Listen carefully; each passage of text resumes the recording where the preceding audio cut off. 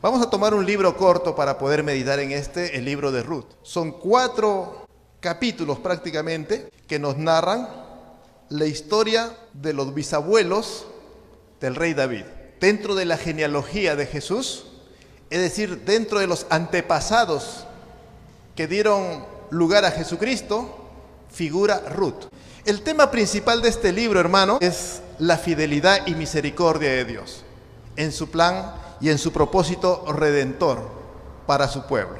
La palabra clave que vamos a escuchar a lo largo de estos 4 capítulos va a ser la palabra redentor, ¿no? Pero vamos a ver cómo en el tiempo de los personajes, de la historia que se da, el redentor, ¿no?, era una persona que iba a redimir, a rescatar a aquellos que estaban en una situación de abandono, de desamparo. El personaje redentor. Es importante eso, lo tenga presente cuando lee el libro de Ruth. En el versículo 1 y 2 nos va a hablar del contexto en que se desarrolla la historia. Una historia muy bonita, ¿no? Pero es más que una historia simplemente. Parece una historia de amor, con final feliz. El valor profundo del libro de Ruth es una antesala, es un anunciar la obra redentora de Jesucristo. Por eso decimos que toda la Biblia es cristocéntrica, porque toda apunta a Cristo. Y vamos a ver lo que dice los primeros 2 versículos. Aconteció en los días que gobernaban los jueces, que hubo hambre en la tierra, y un varón de Belén, de Judá, fue a morar a los campos de Moab, él y su mujer, y sus 2 hijos suyos. Y el nombre de aquel varón era Elimelec, y el de su mujer Noemí. Los nombres de sus hijos eran Malón y Kelión, efrateos de Belén de Judá. Llegaron pues a los campos de Moab y se quedaron allí. El escritor nos da el contexto, dónde se lleva a cabo, cuándo se lleva a cabo, en qué época. Algunos dicen para finalizar ya la época de los jueces posiblemente se llevó a cabo esta historia. ¿Cómo estaba el ambiente espiritual en los días que gobernaban los jueces? El ambiente político, el ambiente social. Era un ambiente de crisis. Y cuando aquí dice, hubo hambre en la tierra, nos está diciendo que Dios mandó juicio sobre su pueblo. Y ahora nos enfoca la historia de una familia. Y un varón de Belén vivía en Belén. Belén fue el lugar donde nació nuestro Señor Jesucristo. Belén, ¿qué quiere decir? Quiere decir casa de pan, casa donde provee pan, donde hay comida. Jesús es el pan de vida. ¿De qué casa vino Jesús? ¿Dónde nació? En Belén. Pero Elimelec, este varón, con toda su familia, ante la crisis económica, social, agarró y se fue, migró a Moab, se fue al extranjero, ¿no? Se fue a vivir fuera, huyendo, queriendo escapar, hizo lo que mejor le parecía. Según nos relata la historia, esta familia era una familia que tenía dinero. Cuando hay crisis en un país, ¿quiénes son los primeros que se van del país? Los ricos, ¿verdad? Al final ya quedan los más pobres, los que no pueden salir a ninguna parte, ¿no? ¿Qué iba a pasar conforme se agotaban los recursos en Israel? Elimelec, si era adinerado, tenía que compartir con su pueblo. Pero él no quería compartir con su pueblo, quería asegurarse su fortuna. Y se fue a Moab. ¿Y quiénes eran los moabitas? Eran enemigos del pueblo de Dios. Fueron a morar en los campos de Moab, él, su mujer y sus 2 hijos. El nombre de aquel varón era Elimelec. ¿Qué quiere decir Elimelec? También tiene un significado. Quiere decir, Dios es mi rey. Mire, ni el nombre de Belén, casa de pan, ni el nombre del propio Elimelec, Dios es mi rey, revelaban eso. Totalmente contrario. Primeros 2 versículos nos muestra actitudes, acciones contrarias a la voluntad de Dios, contrarias a la ley de Dios, actitudes de orgullo, actitudes de desobediencia a la ley de Dios, deslealtad al pueblo de Dios y a Dios mismo. Un panorama triste de Elimelec y su familia, huyendo de Judá. Mire lo que dice, ¿no? Y los nombres de sus hijos eran Malión y Quelión, efrateos de Belén, ¿no?, de Judá. Y la última parte del versículo 12 es interesante. Pues a los campos de Moab llegaron y se quedaron allí. Se quedaron allí. Es importante porque indica que ellos se fueron a Moab para nunca más volver. Muy bien, ya en el versículo 3 vamos a ver, luego de que llegan, se establecen en Moab, parece que no les va mal porque se quedaron allí mucho tiempo. El versículo 3 comienza a narrar episodios trágicos ya. Versículo 3. Y murió Elimelec, marido de Noemí, y ella quedó con sus 2 hijos, los cuales tomaron para sí mujeres moabitas. El nombre de una era Orfa y el nombre de la otra Ruth, y habitaron allí unos 10 años. ¿Se da cuenta?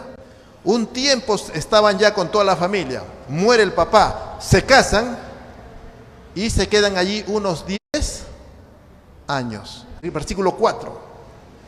¿Qué quiere remarcar? Quiere darnos a entender que ellos quisieron echar raíces en Moab. Ellos no tenían la intención de volver a Judá. Se quedaron allí, ¿no? Y murió Elimelec. ¿Cómo lo podemos tomar esto? La mano de Dios. El juicio de Dios le llegó a esta familia, ¿no? Recuerden que estamos en el tiempo de la ley, ¿no?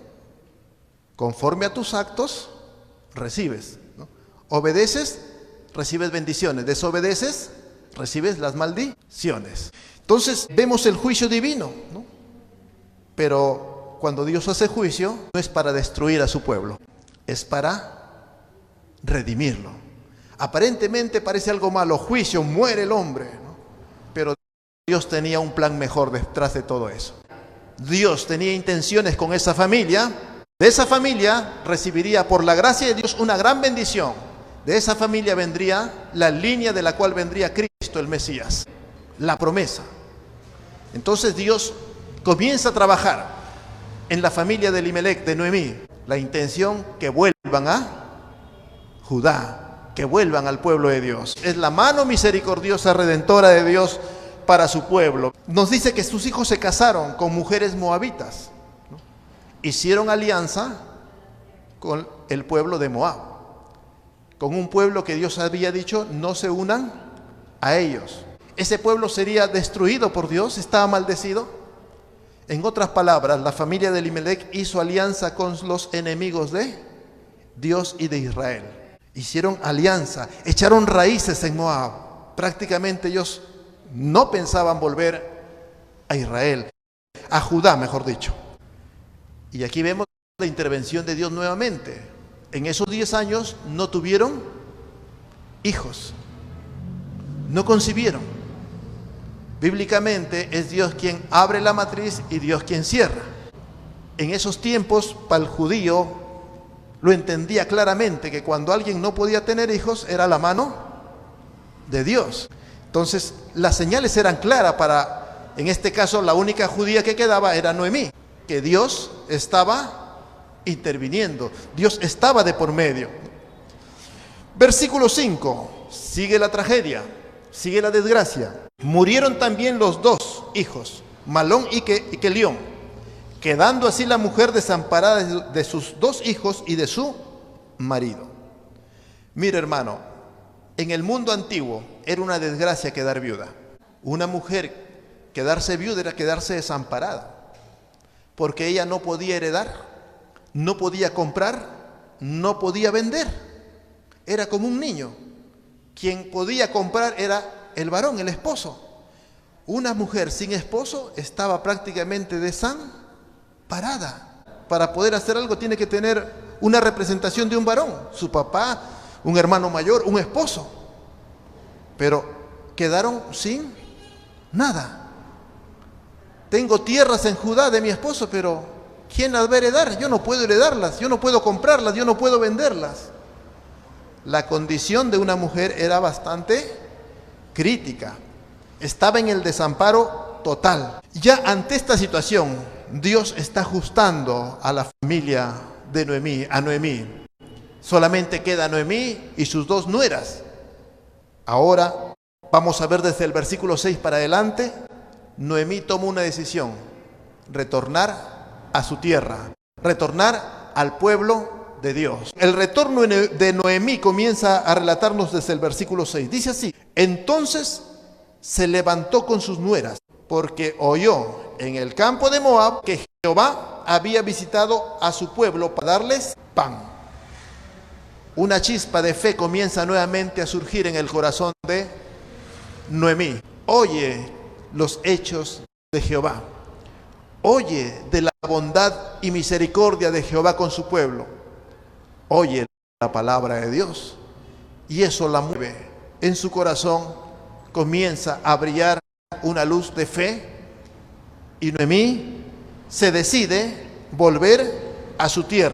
Volver al pueblo de Dios. Dios había venido a darles pan, a proveerles. Dios estaba bendiciendo a su pueblo.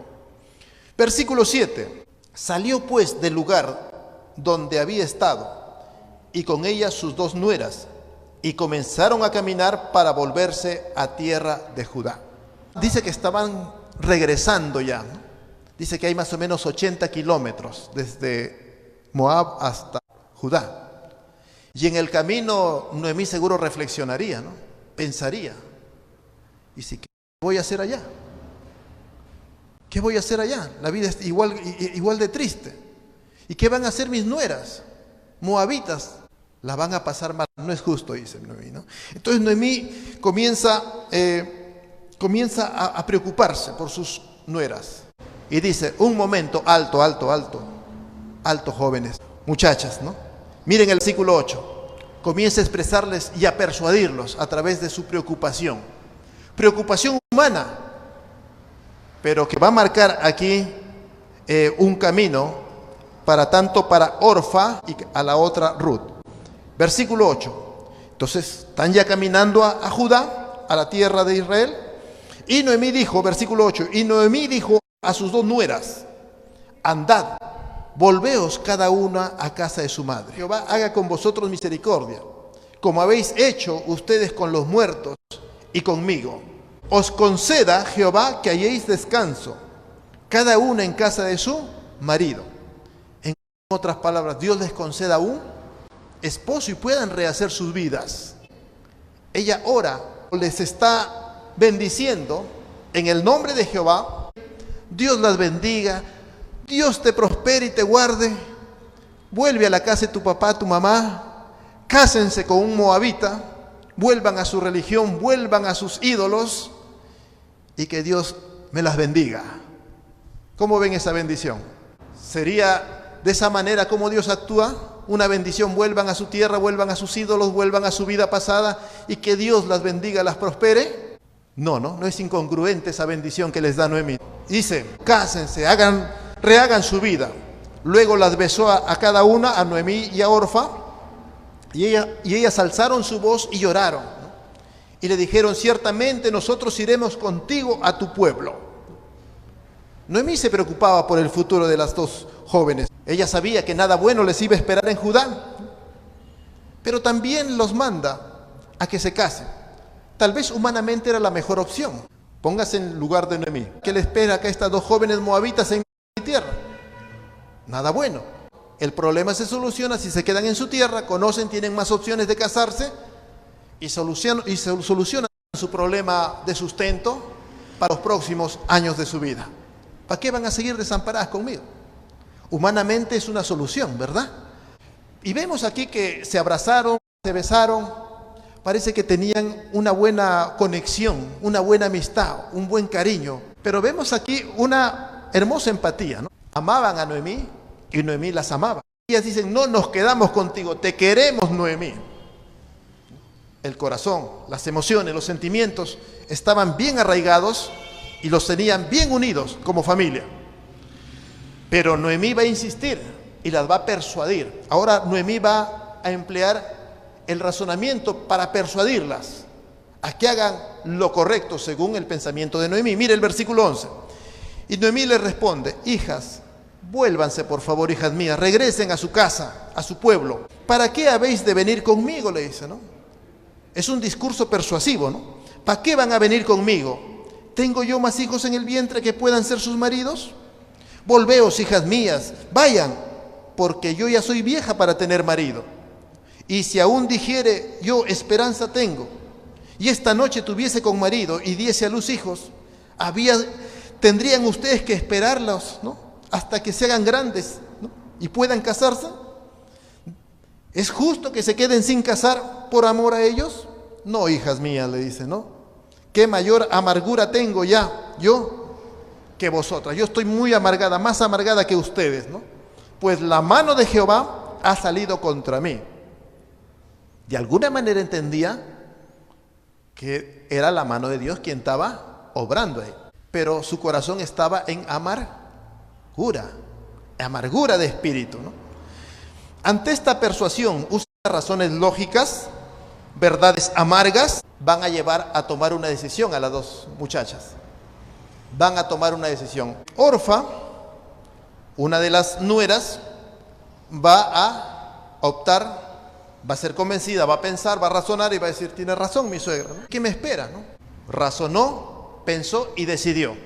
Y regresó a su casa. Versículo 14. Las decisiones que van a tomar. Versículo 14. Y ellas alzaron otra vez su voz y lloraron. Y Orfa besó a su suegra y se retiró, se fue, regresó. Mas Ruth quedó con ella. Y Noemí le dijo, he aquí tu cuñada se ha vuelto a su pueblo y a sus dioses. Insiste Noemí, regresa a tu pueblo. Hasta aquí la historia nos muestra una desgracia tras desgracia, ¿verdad? Cero de fe, desesperanza, todo viene abajo.